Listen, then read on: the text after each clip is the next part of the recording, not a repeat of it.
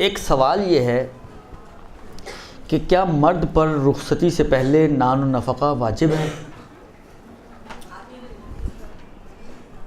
رخصتی سے پہلے ہمارے یہاں رسم ہے، مثلا نکاح ہوا، آپ سادات میں تو بہت زیادہ ہے، 5 6 سال چلتا ہے نکاح ہوا ہے، اور لڑکی باپ کے گھر، لڑکا اپنے باپ کے گھر، درست، دونوں الگ الگ رہ رہے ہیں، یفرق بین المرء و زوجہ۔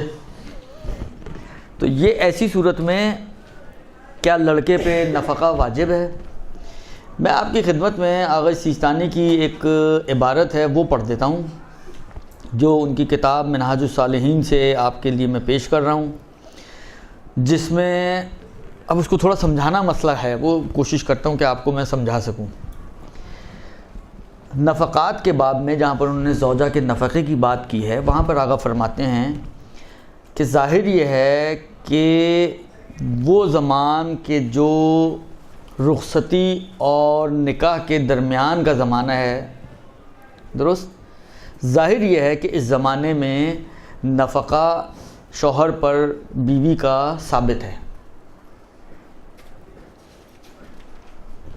ظاہر یہ ہے، ظاہر کا مطلب یہ، آپ کو ماشاءاللہ آپ لوگ تو یہ اصطلاحات سمجھتی ہیں کہ ظاہر سے مراد یہ ہوتا ہے کہ فتویٰ آغا کا فتویٰ یہ ہے کہ اس درمیانی مدت کا، کہ جو نکاح اور رخصتی کے درمیان کا زمانہ ہے، اب 2 مہینے ہو، 6 مہینے ہو، 8 مہینے ہو، سال ہو، 2 سال ہو، 6 سال ہو، اس میں عورت کا نفقہ شوہر پر واجب ہے، ٹھیک ہے، سوائے ایک صورت کے کہ یہی ہمارے کام کی صورت ہے،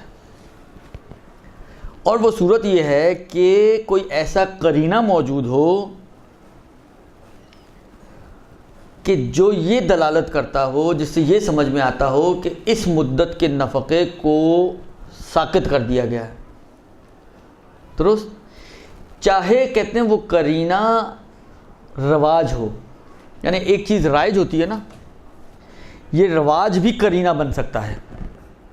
جو چیز رائج ہے معاشرے کے اندر، جس چیز کے اوپر پریکٹس کی جا رہی ہے، بعض اوقات یہ رائج چیز، یہ وہ چیز کے جو پریکٹس میں ہے، خود یہ چیز قرینہ بنتی ہے اس بات کے اوپر کہ سامنے والے کی مراد مثلاً کیا ہے، درست۔ مثلاً فرض کریں، من باب مثال ایک سمجھانے کے لیے ایک مثال بناتے ہیں ہم، مثلاً فرض کریں آپ کسی موبائل والے کے پاس گئیں، آپ نے کہا جی مجھے موبائل چاہیے، درست، اس نے کہا یہ لیں، آپ نے کہا کتنے کا؟ سودا ہو گیا، آپ اٹھا کے لے آئیں، چل ہی نہیں رہا، اب آپ گئیں دکاندار کے پاس، آپ نے کہا کہ بھائی یہ تم نے کیسا موبائل دیا، پیسے تو تم نے 10,000 لے لیے، تو خود یہ تو آن ہی نہیں ہو رہا، سٹارٹ ہی نہیں ہو رہا۔ اس نے کہا آپ نے کب کہا تھا کہ مجھے صحیح موبائل چاہیے؟ آپ نے کہا تھا موبائل چاہیے، موبائل نہیں مگر کیا یہ؟ لیکن ایک انڈرسٹینڈنگ ہے نا کہ جب آپ ایک چیز لینے جا رہی ہیں تو آپ تھوڑی کہیں گے کہ بھائی مجھے خراب چیز دو، اگرچہ آپ کہہ نہیں رہی ہیں کہ صحیح چیز چاہیے، مگر ایک انڈرسٹینڈنگ ہے کہ مراد صحیح چیز ہی ہے۔ اب وہ اس بات پر آپ کو نہیں پکڑ سکتا کہ آپ نے کب کہا تھا جی مجھے صحیح ہونی چاہیے، آپ نے کہا تھا موبائل، یہ موبائل ہے، لے جائیں، آپ نے پیسے دے دی جائیں، اب میرے پاس کیا کرنے آئی ہیں، اب اس کو کسی ٹھیک کرنے والے کے پاس لے کر جائیں، اور میں ٹھیک نہیں کرتا ہوں، وہ یہ نہیں کہہ سکتا،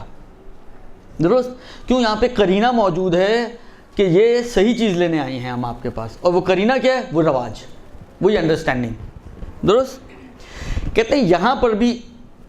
اصل حکم تو یہ ہے کہ ثابت ہونا چاہیے، کیونکہ جیسے نکاح ہوتا ہے تو نفقہ شوہر کے اوپر بیوی کا آ جاتا ہے،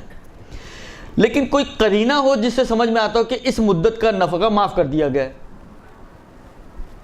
اور ممکن ہے کہ وہ قرینہ وہی ایک انڈرسٹینڈنگ ہو آپس کی، ایک رواج ہو کہ جو معاشرے میں جو رائج چیز ہے کہ نہ عورت اس مدت کا تقاضا کرتی ہے اور نہ مرد اس مدت میں دینے کی کوئی کوشش کرتے ہیں، درست۔ لہذا یہ انڈرسٹینڈنگ یا یہ رواج یہ خود قرینہ ہے۔ ہاں اگر کہیں ایسی انڈرسٹینڈنگ اور رواج نہ ہو تو پھر اصل حکم یہی ہے کہ نفقہ ثابت ہے۔ یہ صرف قرینے کی وجہ سے ساقط ہوتا ہے کہ جو قرینہ اس بات پر دلالت کرتا ہے کہ اس مدت کے نفقے کو معاف کر دیا گیا ہے، وَإِلَّا اگر یہ قرینہ نہ ہو تو پھر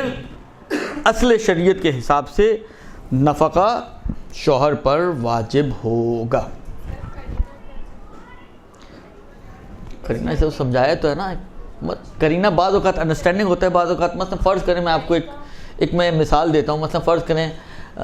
بہت ہی بہادر انسان کو بھی ہماری زبان میں شیر سے تعبیر کرتے ہیں نا. بہادری کی وجہ سے حضرت عباس کو شیر سے تشبیہ دی گئی ہے, درست. حالانکہ فرض کریں میں آپ کو کہتا ہوں کہ میں نے شیر کو مثلا فرض کریں نائی کی دکان پہ دیکھا, درست, اور میں نہ بتاؤں آپ کو کہ میری شیر سے مراد وہ چڑیا گھر والا شیر ہے کہ پنجرہ توڑ کے بھاگ گیا ہے اور نائی کی دکان پہ خط بنوانے بیٹھا ہے مثلا,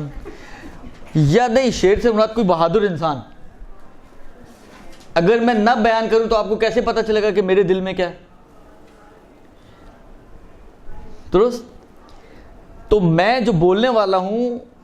میری ذمہ داری ہے کہ میں کوئی ایسی چیز یہاں پر انڈیکیشن, قرینہ یعنی انڈیکیشن, کوئی ایسی انڈیکیشن رکھوں جس سے سامنے والے کو میری مراد پتہ چل جائے, درست. مثلا میں کہتا ہوں کہ میں نے, اب اگر یہی جملہ میں بولوں کہ میں نے شیر کو نائی کی دکان پہ خط بناتے دیکھا, یہ خط بناتے دیکھا یہ خود ایک یعنی قرینہ ہے اور انڈیکیشن ہے اس بات کی کہ میری مراد بہادر انسان ہے. وہ شیر اگر بھاگے گا وہ خط نہیں بنائے گا, وہ نائی کو ہی کھا جائے گا, درست.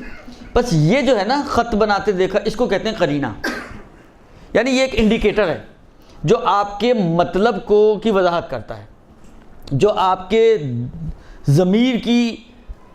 اور دل کی وضاحت کرتا ہے, اس کو کہتے ہیں قرینہ, درست. اب یہاں پہ بھی اگر, اب میں نے کہا نا کہ بعض اوقات وہ قرینہ رواج اور انڈرسٹینڈنگز ہوتی ہیں, درست. جس طرح میں نے ابھی موبائل کی مثال دی, اس میں کہا نہیں اس نے, لیکن اس کے دل کی جو پکار ہے وہ کس طرح پتہ چل رہی ہے کہ جی اس کو صحیح موبائل چاہیے تھا. وہ اس رواج کی وجہ سے کہ عام طور پر اگر کوئی چیز لینے جاتا ہے تو وہ صحیح چیز لینے جاتا ہے, وہ کیوں خراب چیز خریدے گا جا کے. 10,000 بھی خرچ کروں اور خراب چیز کے اوپر, تو یا تو کسی کتے نے کاٹا ہو تو ہو سکتا ہے, درست, ورنہ میں کیوں جاؤں گا یہ کام کرنے کے لیے. لہٰذا اس کو کہتے ہیں قرینہ, درست. بس اگر کوئی قرینہ دلالت کرے کہ عورت نے اس مدت کے نفقے کو معاف کیا ہے, یا یہ نفقہ, ان کی انڈرسٹینڈنگ آپس میں یہ کہ ذمہ داری نفقے کی نہیں ہے تمہاری گردن پہ اس مدت میں, تو ٹھیک ہے. ورنہ اگر ایسا کوئی قرینہ اور انڈیکیشنز موجود نہ ہوں, چاہے رواج کی شکل میں وہ قرینہ ہو, تو پھر جو ہے وہ آپ کو نفقہ آپ مطالبہ بھی کر سکتی ہیں اور اس پر دینا بھی واجب ہو جائے گا, درست. برحمتك يا أرحم الراحمين وصلى الله على محمد وآله الطاهرين.